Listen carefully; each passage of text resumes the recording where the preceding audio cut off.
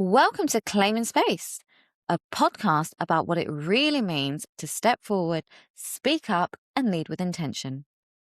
This first season is all about women in leadership, the real stories behind the roles, the challenges, the ambition, and the moments that shape how we lead. Each episode is hosted by a Maynard Leigh facilitator, sharing honest conversations about leadership as it actually shows up at work. This isn't about perfect answers. It's about insight, reflection, and the courage to own your voice. So whether you're leading others, stepping into something new, or thinking about the space you want to take up, you're in the right place.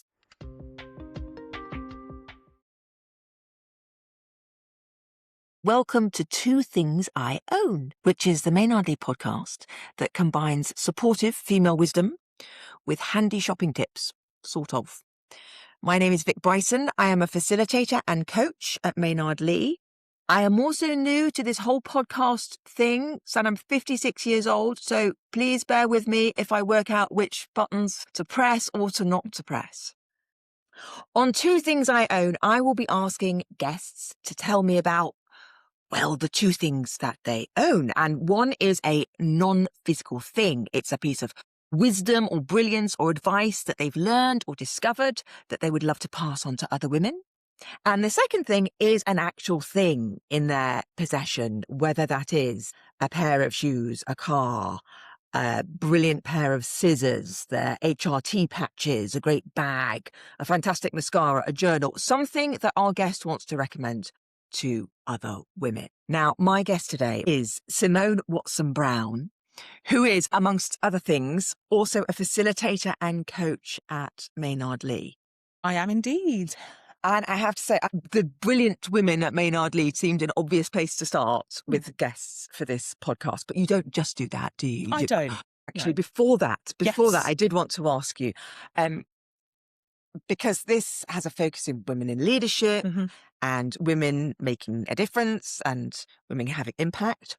What is the most important thing that you will be doing today? Oh, goodness me. The most important thing I will do today. Oh, there are many. If I can whittle it down to one, Maybe two. maybe two. Okay, I'll stretch it to you. Thank you for that gift. I think one of them would definitely be being here in this space with you, talking about women as a woman. One of my greatest purposes in life, I don't mean to get so profound so soon, is, I know, goodness me, is to find ways, and this is probably why I work as a coach as well, to find ways to support and develop people to move from point A to B in their world, in their life, and to help them to work towards their goals. So being here today, I think, is part of the process of doing that. So that would be one thing. Mm-hmm. The second thing would be later tonight, I have a date with some girlfriends, and we are all having various challenges and struggles and interesting things happen in our lives. So an important thing that I'll be doing later this evening is changing my office, which is in the garden, into a mini bar. Getting the ring light out and putting some fancy colours on there and having a space to decompress with some girlfriends about all the things that are happening at the moment. So that will be a place to share and to connect with community. So that will be important. It's a very cool thing. Yeah. And who knew that ring lights could even I go know. to colours? So that's, I know. everybody's finding their little features. Indeed. on Yeah. it now. Yeah, I'm looking forward to it. Fantastic. Could you tell me, because obviously I know you work at Maynard Leigh, could you tell me what are some of the other things you do as well? Yes. So I, of course, work at Maynard Leigh, and I work as an associate for a couple of other organisations as well. I have a big professional commitment to creating inclusive spaces. So some of the work that I do in Maynard Leigh and outside is in service of that, ultimately. Yeah. I support individuals, teams and organisations to create more inclusive spaces so that everyone can be their best at work. So that's one of the things that I do. And outside of that, I still work in theatre. So for those of you who know about Maynard Leigh, you'll know that a lot of the associates, all of the associates who work within the faculty have a background in theatre and the performing arts. Darling. Some of us still work professionally in theatre and performing arts. So I'm still connected as an associate director to a couple of venues. One of them being Theatre Royal Stratford East, also now known more colloquially as Stratford East in East London. So I do a lot of work with them creatively. So I'm still working in the industry. And one of the things that I'm doing this year, I have been working with a group of adults who live within the local community who are really interested in developing skills in creativity and performance in theatre, in acting specifically. So I go in as a director and I run acting workshops for adults. Yeah. And they range from 26. I think the oldest person that I have worked with on these programs has been 73, 74. So yeah, these are people who have got to a point in their life and they go, what else can I do? How might I step out of my comfort zone and do something that I've never done before that is going to be in service of me? And that service is creativity. So that's one of the projects that I run. I was also an associate director on the main stage production of Romeo and Juliet that happened last year. So that was really cool. Yes. You also, I know, you've done a podcast before. I have, yes. So one of the companies that I work for is called the What If Experiment, and they focus on creating inclusive spaces within organizations. So they are a culture transformation organization. And we recently did a podcast at the end of last year, which spoke specifically about belonging and what does it mean to belong within an organization. And also as a leader, how do you create spaces where people feel like they belong? Because that's actually where the challenge is. You can have an idea about what you want to do, but how do you actually do that so that people on the receiving end of that feel connected and like they can add value and be their best self at work? It's a lovely podcast. Oh, I enjoyed it. If people want to find it, where do they go? They can go to Spotify. So it's on Spotify and you just put in the What If Experiment. It might be without the, so fact check me. What If Experiment. And it's the podcast on belonging. Or you can go to the What If Experiment website and click on podcast and it's there as well. So there's routes through in many different places. Fabulous. To get there. Now, to be very obvious, I'm a woman. Yes. You're a woman. Yes. And we'll be talking today with women in mind. Mm-hmm. Yes. Obviously, if you are a man listening to this, welcome, friend. We are delighted you're listening. Join us. We want to make it clear why we have a focus on women. Obviously, we work with all genders at Maynard Leigh, and personally, I find that I'm often coaching men and women on the same kind of issues. What I do notice is that women come across extra challenges in the workplace. In leadership, on their route to leadership, there's a whole load of stuff that they have to deal with that I don't think their male counterparts do, or they're dealing with in a much reduced level. Would you agree? I would agree with that. And actually what's really interesting about that is that we can talk about kind of the anecdotal experiences that women say they have in relationship to the challenges and the barriers that they face. Yeah. But there has been a lot of research out there that has really started to unpick this. And many people know about the gender pay gap, that women doing the same job as men don't receive the same remuneration as men. So that is a real thing. And there are many organisations trying to track that and to make some amends around that. And we also know, based on the data that's out there, that women are often having their capabilities and competency questioned more, rather than objective performance criteria and feedback that they should be receiving. And some of the things that I hear when I'm coaching women is that people perceive them in sometimes a very negative way because they are seen as being too harsh or too direct. Okay. And we know from the data that actually when organisations are doing performance reviews, that they focus more on women's personal traits, their personality, than the results from their performance. Okay. Objective criteria. I had a coachee recently, and she was told she was too nice on the team, even though her results were fantastic. Everybody's happy, the client's happy. But it was absolutely about her communication and her personality within that leadership role. Yeah. That's really interesting, isn't it? Yeah. So it's not just in our heads that the women are, there's plenty of data to say that women are facing these extra challenges. I think there's more than one study about how the same behavior when given a female or a male name attributed to male or female is judged differently. Yes. Is that right? Yeah. Okay. Yeah, indeed. One of the women that I coached earlier this week spoke about herself based on feedback that she had received and said that she was told that she was too bossy. Okay. And when that personal quality was attributed to other male colleagues, it wasn't seen as bossy at all. It was actually seen as taking the lead, taking direction, being authoritative, and having gravitas. Having gravitas, Yeah. That's the word, Vic. Thank you. So it's just interesting how language can shift how we perceive people, especially based around people's gender. Yeah. Yeah. I think women are often in a more of a minority in many leadership places and workplaces. I think that has an effect as well. It is difficult to be as big as you normally are when you're in a steep minority. I think, not to mention all the stuff that might come your way. We haven't even mentioned menopause, but yes, that's a whole episode. So, Simone, thank you for coming. We invited you here today to talk about two things you own. One is non-physical and one is physical. Which would you like to address first? I think I'm going to talk about, and I've made a tenuous link to this thing. So the one thing I'm going to talk about first is the physical thing that I have come into ownership of. And I say I've come into ownership of because it doesn't actually belong to me. It was gifted to me by a friend who has written this really gorgeous piece. And I'm going to read it. Is this the physical thing or the non-physical thing? It's a physical thing because it's a piece of writing. It's a piece of writing. It is a piece of writing. Yeah. And I don't necessarily own it, but I feel like it has connected to me in a way that feels like I can take ownership of some of the narrative that I tell myself about what leadership is. So that's the tenuous link part. Okay. So I'm going to read out this piece of writing. It was written by a friend of mine who isn't a professional writer.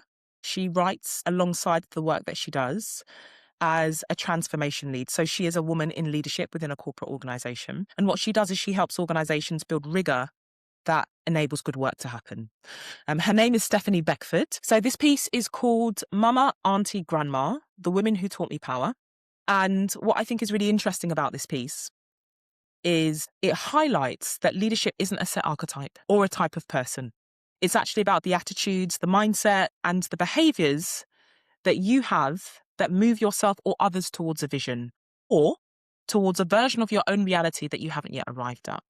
I think what Steph does really well in this piece is she relates her idea of leadership and women leaders to her own cultural background. So she is originally from Jamaica. And the reason why it resonates with me is because that is also my cultural heritage. So I find it extremely relatable. But I'm sure that some of the themes that she touches on, once I get to them, once I start reading it out, will have echoes for other women with different cultural heritages. So regardless of where you're from, what your race is, your ethnicity, your nationality, I think you'll have your own experiences or route through this piece of writing that will resonate with you too. Great. So here it is. Mama, Auntie, Grandma, The Women Who Taught Me Power by Stephanie Beckford. I learned to be a leader long before the world tried to tell me what leadership should be. My first lessons came from watching Jamaican women whose decisions carried weight, women whose instincts were shaped by history, women whose presence, even in very small rooms, felt like authority. When I think about leadership psychology now, I realise those women understood it without effort. They could read the emotional weather of a household before anyone spoke. They could sense danger the way some people sense rain. They negotiated with life, unpredictable life, unfair life, life that demanded courage and clarity. They led because leadership was not optional. It was survival and strategy and instinct working together. There was no separation between who they were and how they led. Their leadership was psychological in the most honest sense. It came from experience and duty and the need to protect. I learned that real leadership lives beneath language. It sits inside instinct. It shows itself in how a woman stands when the ground beneath her is moving. It is not a performance. It is a way of thinking and a way of being. What I inherited from Jamaican women was not a list of lessons. It was a worldview. A cultural inheritance of leadership that does not fit neatly inside Western models. In those models, leadership is often described as collaborative or empathetic, as if these qualities are optional. Where I come from, collaboration is a necessity. Empathy is a binding force that keeps families intact. Adaptability is a requirement because the world keeps changing its rules. Jamaican women created their own leadership models without calling them models. They built economies from kitchen tables. They held communities together with instinct and grit. They carried responsibility for families that stretched across continents. They worked inside systems that underestimated them and still found ways to outthink those systems. Western leadership often begins with theory. The leadership I learned began with lived reality. And this is the experience of Black women everywhere. Leadership shaped not in classrooms, but in the places where real life unfolds. It is not tidy. It is not abstract. It comes from learning when to speak and when silence protects you. It comes from managing contradictions, being soft and strong together, being visible without becoming a target, being ambitious without apology, yet cautious enough to survive. These are the conditions that shape leadership long before any professional role ever appears. People often call Black women strong, but the word is too small. What I saw growing up was not strength for its own sake, it was discernment. It was emotional intelligence that looked like intuition. It was boundary setting, mistaken for attitude. It was analysis expressed through instinct. It was strategy learned through lived experience. Not in theory, but a daily negotiation of a world that tells you who you are and dares you to disagree.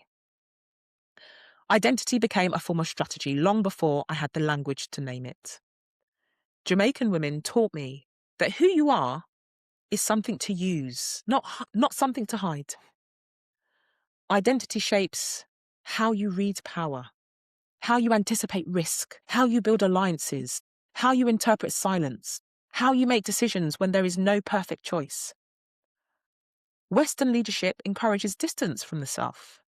Jamaican women taught me that identity is intelligence, cultural intelligence, emotional intelligence, historical intelligence.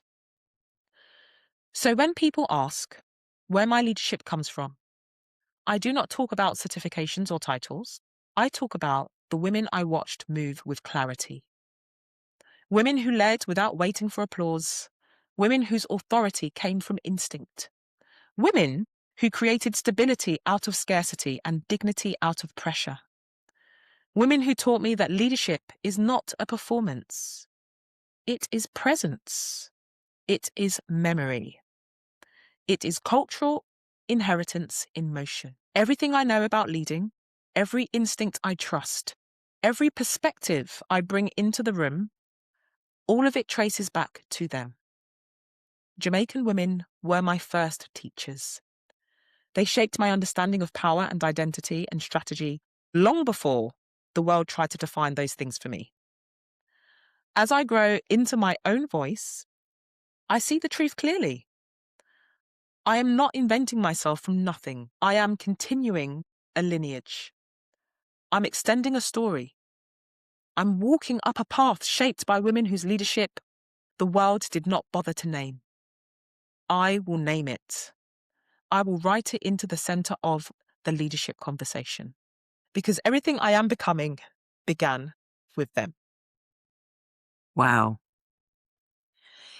She does, doesn't she? Writes it into the center of the She leadership. does. She really does. It's so I think what she's saying is so obvious. It's like, oh, of course.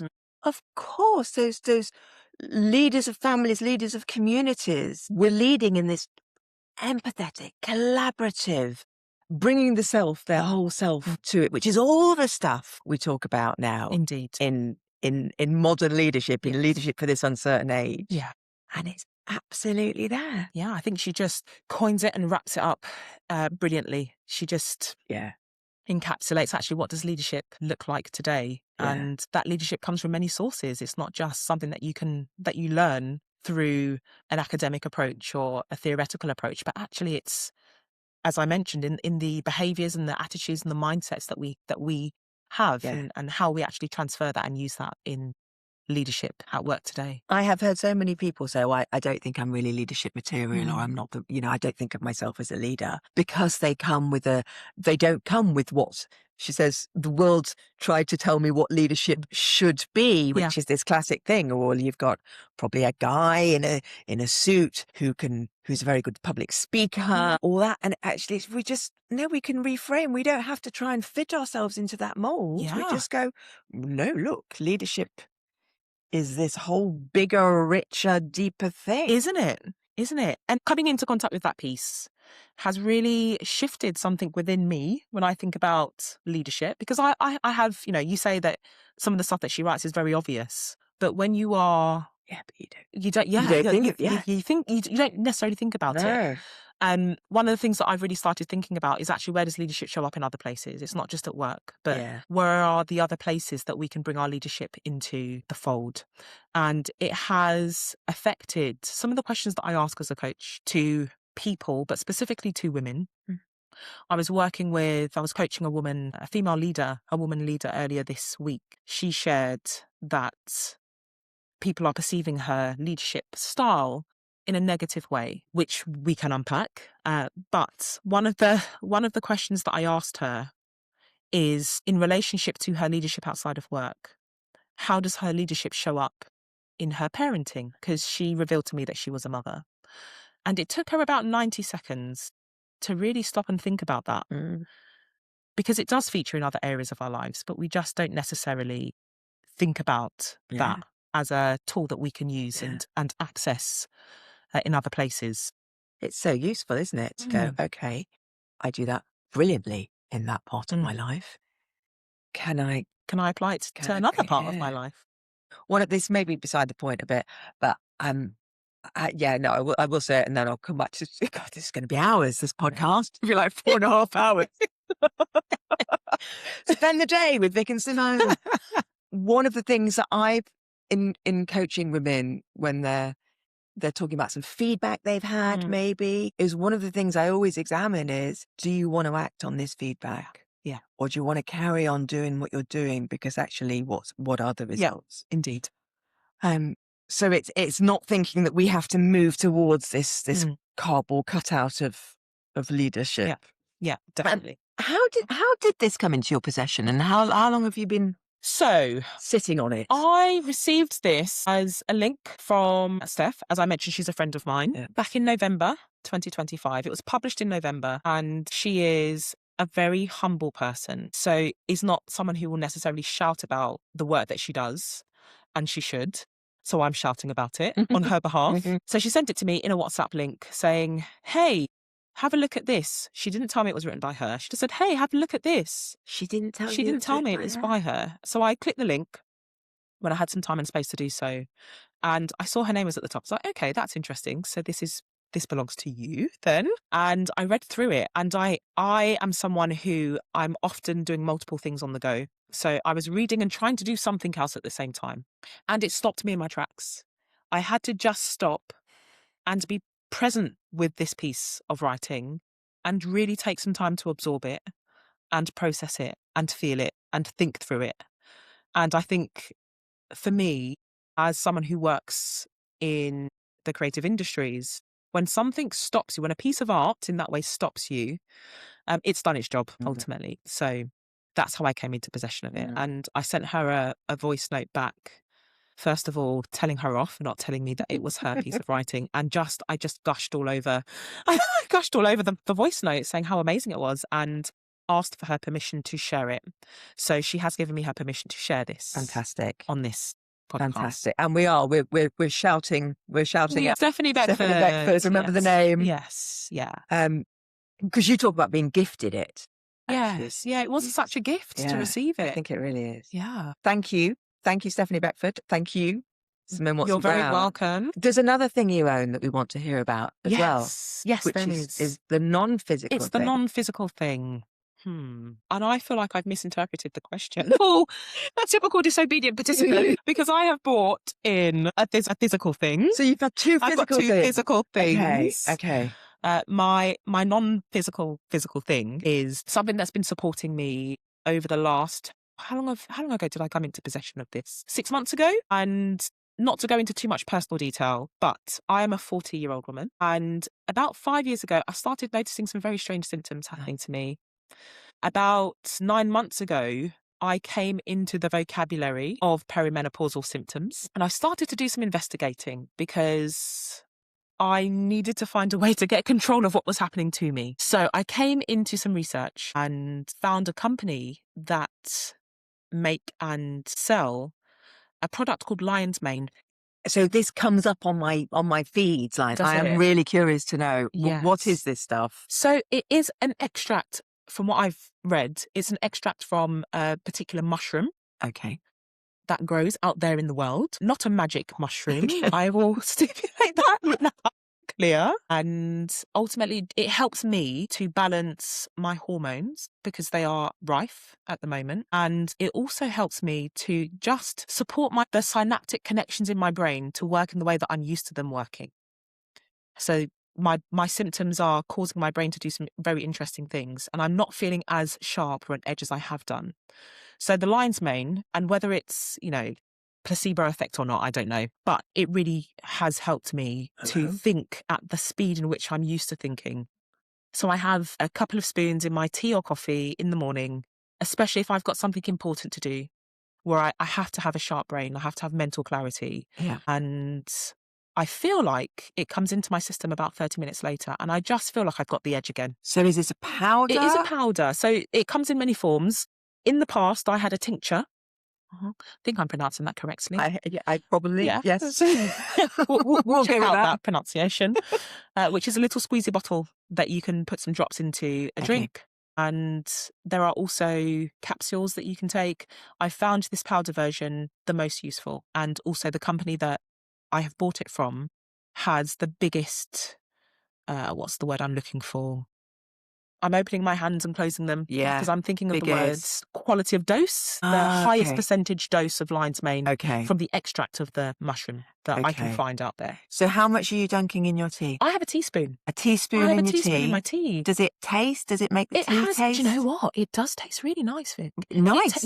If you have it just by itself with water, it has a hot chocolate kind of taste to it. Oh! So it's really soothing. Okay. It goes down really easily. It's very comforting. Okay. And I also get this sharp mental clarity that comes with it. So brilliant. So sharp mental clarity. Yes. And you also talk sort of stability of mood as well with the hormones. Yes. Indeed. Okay. I am going to be rushing to the internet now. I will take a picture and send it to you later.